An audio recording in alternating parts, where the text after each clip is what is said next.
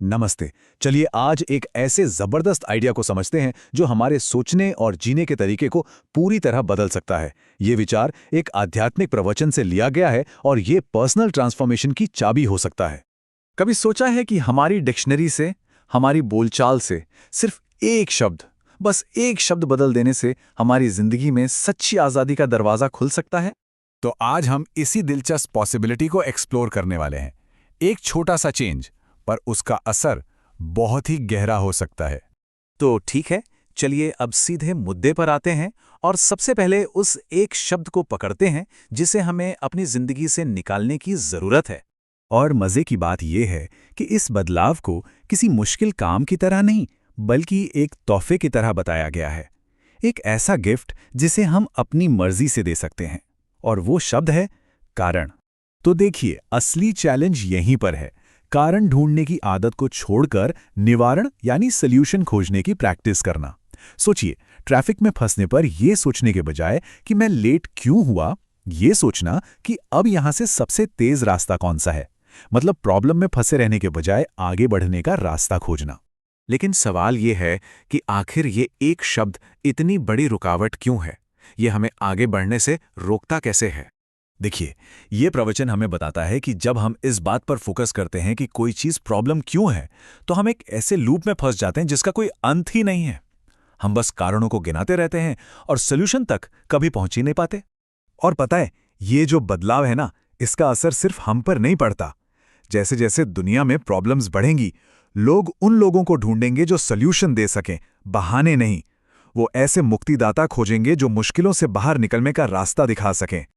लेकिन क्या ये सब सिर्फ एक शब्द बदलने जितना आसान है, या फिर जड़ें कहीं और ज्यादा गहरी हैं? चलिए जरा और करीब से देखते हैं इस असली रुकावट को। तो असली रुकावट है देह अभिमान। अब इसका सीधा साधा मतलब है हमारे शरीर, हमारी पहचान और हमारी पुरानी आदतों के साथ एक बहुत गहरा अटैचमेंट, जो हमें आगे बढ़ने से रोकता है। और ये स्लाइड ना इसके 3 हिस्सों को बहुत अच्छे से समझाती है।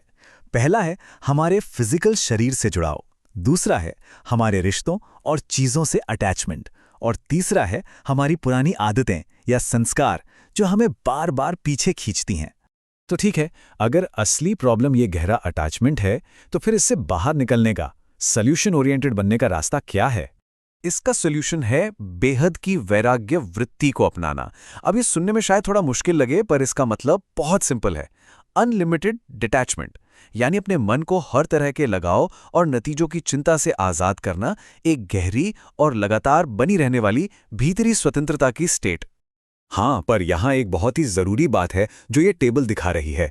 इस वैराग्य या डिटैचमेंट का मतलब ये नहीं कि हाथ पर हाथ रखकर बैठ जाएं। इसे सेवा के उत्साह के साथ बैलेंस करना होगा, ताकि हम शांति के साथ असरदार तरीके से काम कर सकें। ये जो रास्ता है ना, ये हमें सिर्फ बातें करने से आगे ले जाता है। ये हमें सिखाता है कि उस बदलाव को असल में जिया कैसे जाए। सोर्स में एक बहुत ही जबरदस्त उदाहरण दिया गया है।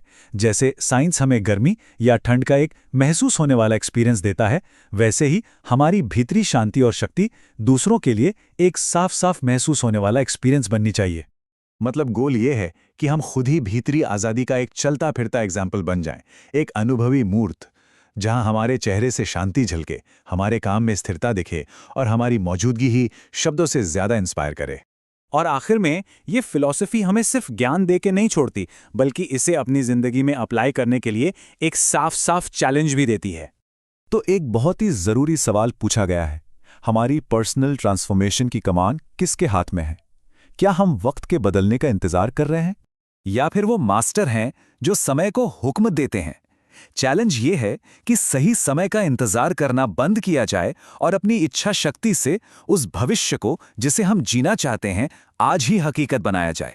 तो आखिर में चॉइस हमारी है। क्या हम अपने कारणों में उलझे रहना चाहते हैं, या अपनी वास्तविकता को खुद बनाना चाहते हैं?